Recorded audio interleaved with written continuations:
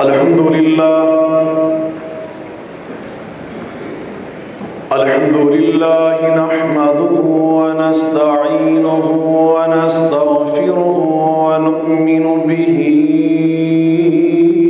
ونتوكل عليه. الحمد لله نحمده ونستعينه ونستغفره ونؤمن به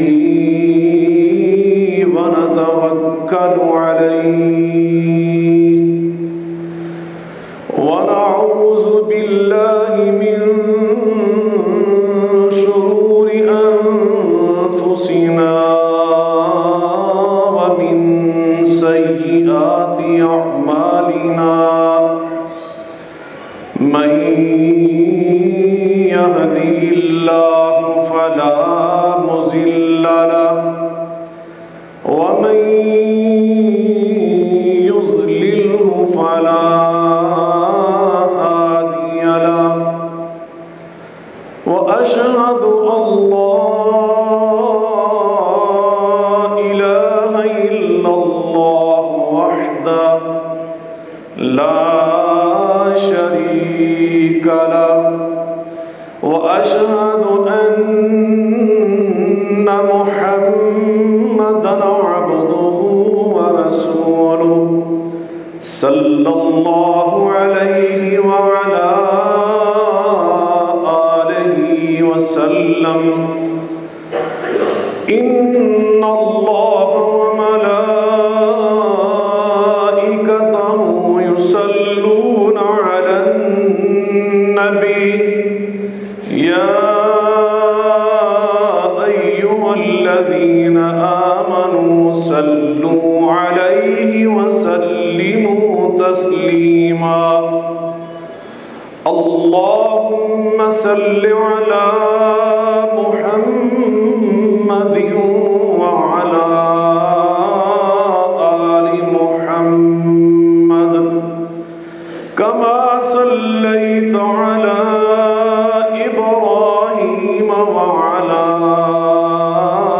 آل إبراهيم إنك حميد مجيد. اللهم بارك على محمد وعلى آل محمد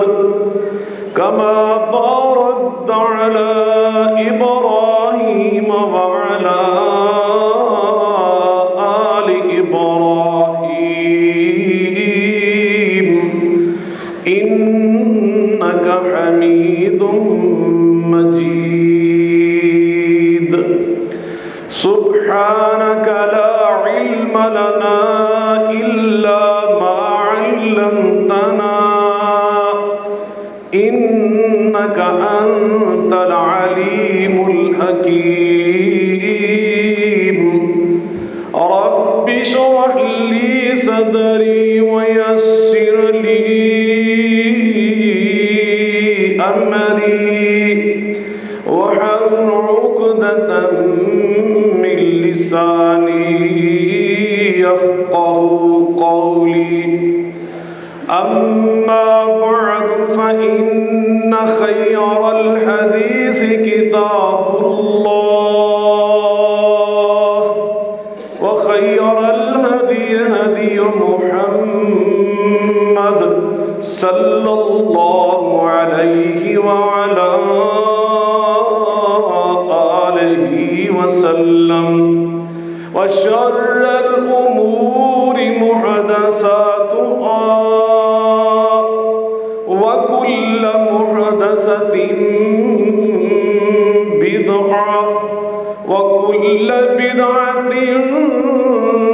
ضلالة وكل ضلالة في النار. أعوذ بالله السميع العليم وبوجهه الكريم وسلطانه القديم من الشيطان الرجيم. بسم الله الرحمن الرحيم. ولو أن أهل القرى آمنوا واتقوا لفتحنا عليهم بركات ولو أن أهل القرى آمنوا واتقوا لفتحنا عليهم بركات من السماء والأرض ولكن كذبوا فأخذناهم بما كانوا يكسبون.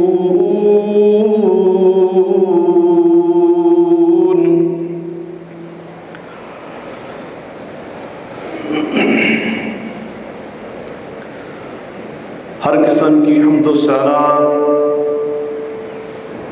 بزرگی، برتری، بڑائی، کبریائی اللہ رب العالمین کی ذات بابرکات کے لیے انگنت لادادات اور بے شمار درود و سلام سید الاولین والآخرین رحمت للعالمین صاحب قرآن پیغمبر آخر الزمان ہم سب کے ہادی و رہنما جناب محمد مصطفیٰ احمد مجتبیٰ صلی اللہ علیہ وعلا آلہ وسلم کی ذات گرامی پر ہوں. بزرگان من، برادران ملت، لائق صد احترام میری ماں اور بہنوں، میں سب سے پہلے اللہ رب العالمین کا شکر ادا کرتا ہوں کہ جس نے مجھے یہ توفیق اور سعادت نصیب فرمائی کہ میں جمعیت حیات توراس کویت سے منسلک جو ہماری یہاں پر جالیات ہے، لجنہ ہے، جو دعوت و تبلیغ کے کام میں سرگرم ہے، مصروف ہے، ان احباب کی پرخلوص دعوت پر آپ احباب کے ساتھ ملاقات کا شرف حاصل کر رہا ہوں. اور اس پاکیزہ بابرکت، ایمان افروز اور بصیرت آمیز پروگرام میں، تقریب میں اور اجتماع میں شریک ہونے کا اعزاز حاصل کر رہا ہوں. میں اللہ تعالیٰ سے یہ دعا بھی کرتا ہوں کہ اس اجتماع میں ہم سب کی شرکت کے عمل کو اللہ قبول فرمائے، اور یہ جو مسلسل یہ اجتماعات کا سلسلہ جاری ہے، اللہ تعالیٰ اس کے جو بنیادی پاکیزہ اہداف اور مقاصد ہیں وہ سب پورے فرمائے. میں نے قرآن مجید فرقان حمید کی ایک آیت کریمہ خطبہ مسنونہ کے ساتھ آپ کے سامنے تلاوت کرنے کی سعادت حاصل کی ہے. میں انشاءاللہ الرحمن یہ کوشش کروں گا کہ اپنی جو معمولی علمی استعداد ہے اس کے مطابق اس کی تفصیل کو بیان کروں، اس جذبے کے ساتھ، اس دعا کے ساتھ کہ اس آیت کریمہ میں اللہ تعالیٰ نے ہمیں جن پاکیزہ ہدایات اور تعلیمات سے آگاہ فرمایا ہے، اللہ ہم سب کو ان پر عمل پیرا ہونے کی توفیق عطا فرمائے. کویت جیسے عرب ملک میں رہتے ہوئے اور یہاں کا جو دروس کا ایک حلقہ ہے اور ایک ماحول ہے، اس میں شرکت کرتے ہوئے آپ میں سے اکثر احباب اس آیہ کریمہ کے معنی، مطلب اور مفہوم کو بخوبی جانتے ہیں کہ اللہ تعالیٰ ارشاد فرماتے ہیں کہ اگر یہ بستیوں میں رہنے والے، شہروں میں رہنے والے، ماحول اور معاشروں میں اور ریاستوں، اسٹیٹوں میں رہنے والے لوگ ایمان لاتے، اور جس طرح ابھی فضیلت الشیخ عارف جاوید محمدی صاحب ارشاد فرما رہے تھے کہ ایمان قول اور عمل کا نام ہے، اللہ تعالیٰ قرآن مجید میں یہی بیان فرما رہے ہیں کہ یہ ایمان لاتے اور اس کے ساتھ تقوی اختیار کرتے، ایمان کا تقاضا اور ایمان کے جو حقیقت ہے اس کو پورا کرتے ہوئے پرہیزگار بنتے، تو پھر نتیجہ کیا نکلتا؟ لَفَتَحْنَا عَلَيْهِمْ بَرَكَاتٍ مِّنَ السَّمَاءِ وَالْأَرْضِ، ہم ان پر آسمان سے اور زمین سے برکات کے دروازے کھول دیتے، وَلَكِنْ كَذَّبُوا، لیکن انہوں نے ہماری اس تعلیم کو جھٹلایا، اس کو حقیقت نہ سمجھا، یہ اس پر ایمان نہ لا سکے، ان کو یقین حاصل نہ ہو سکا، چنانچہ پھر رزلٹ یہ نکلا فَأَخَذْنَاهُمْ بِمَا كَانُوا يَكْسِبُونَ، ان کے برے اعمال کی نحوستوں کی بنا پر ہم نے ان کی پھر گرفت کر لی، انہیں سزائیں دی، عذاب میں ڈالا۔ اب آپ نے اللہ تعالیٰ کی اس آیہ مبارکہ میں جس تعلیم کو سنا وہ بڑی واضح اور کلیئر ہے کہ دو ہی راستے ہیں، ایک راستہ ہے برکات کا، جس راستے پہ چل کر انسان اللہ تعالیٰ سے برکات حاصل کرتا ہے، اور دوسرا راستہ وہ ہے کہ جس پہ انسان چل کر برکات سے محروم ہوتا ہے اور نحوستیں اور شامتیں اس کو گھیر لیتی ہیں۔ اب برکات، میرا خیال یہ تو سب کو علم ہے کہ یہ کس کی جمع ہے، کویت میں رہنے والوں اتنا تو آپ کو عربی کا شعور حاصل ہو چکا ہے، برکات کس کی جمع ہے؟ ماشاءاللہ۔ اور برکت کا معنی بھی آپ سب کو معلوم ہوگا کہ برکت کسے کہتے ہیں۔ امام راغب رحمۃ اللہ علیہ کی قبر اللہ نور سے منور فرمائے، وہ اس آیہ کریمہ کے الفاظ کا جب مطلب اور معنی بیان کرتے ہیں تو فرماتے ہیں کہ برکت کہتے ہیں ثبوت الخیر الالہی فی الشیء، ثبوت الخیر الالہی فی الشیء، کسی چیز میں جب اللہ تعالیٰ کی طرف سے خیر نازل ہو جاتی ہے، شامل ہو جاتی ہے تو اس کو برکت کہتے ہیں۔ آج میں نے ساری تقریر یا میرا فیصلہ کہ برکت بھی کرتا ہوں تاکہ آپ کو برکت تو یاد ہو جائے۔ ثبوت الخیر الالہی فی الشیء، کسی چیز میں جب اللہ اپنی طرف سے خیر اور بھلائی کو شامل کر دیتا ہے تو اسے کیا کہتے ہیں؟ برکت۔ اب اس کا نتیجہ کیا نکلتا ہے جب اللہ اس میں خیر نازل کر دیتا ہے اپنی طرف سے؟ اس کا نتیجہ کیا نکلتا ہے؟ ما حلت فی قلیل الا کثرا ولا فی کثیر الا نفع، ما حلت فی قلیل الا کثرا ولا فی کثیر الا نفع، اللہ جب خیر اپنی طرف سے کسی چیز میں نازل کرتا ہے اور وہ چیز مقدار میں تھوڑی ہوتی ہے تو برکت جو اللہ شامل کرتا ہے اس کے نتیجے میں وہ بہت زیادہ ہو جاتی ہے، اللہ کثرا، کثیر ہو جاتی ہے، بہت بڑھ جاتی ہے، ولا فی کثیر الا نفع، اور جب وہ پہلے ہی بہت زیادہ ہوتی ہے اور اللہ پھر اس میں برکت شامل کر دیتے ہیں، اپنی طرف سے خیر نازل کر دیتے ہیں، تو نتیجہ یہ نکلتا ہے کہ اللہ نفع،